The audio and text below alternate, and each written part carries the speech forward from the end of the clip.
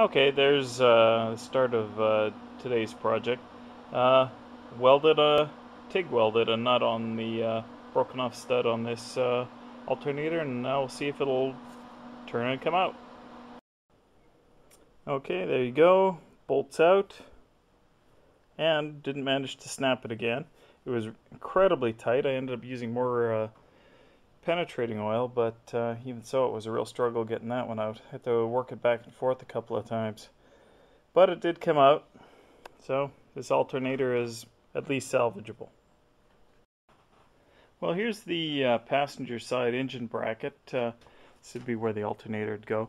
New tensioner, new idler here, and old idler with new bearing.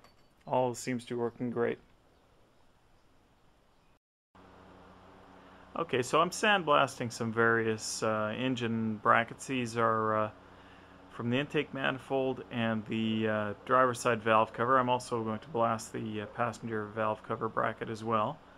I also pulled out and cleaned up with a pot scrubber the tins here, and for the most part it looks like the RTV cleaned up quite nicely. I am going to sandblast them, and then I'm going to wash them very thoroughly. Not too 100% sure I want to do it on the passenger side one because of the screening in there. It's going to trap any grit.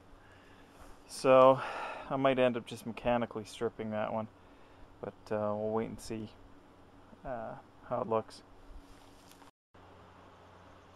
Okay, so there are the various upper engine brackets, all primed and ready for paint, well, in 2 hours when it all cures. So, on to the next thing. Well, there are the intake and valve cover bits and pieces all painted and dry. Once they're dry, they'll be ready to go. So next thing, on to the valve covers and oil pan. I'll take care of those tomorrow. I did some blasting of some of the fasteners for the intake and valve covers, and what I'm going to do is I'm going to screw those into the block, and when I paint the block they'll get painted then.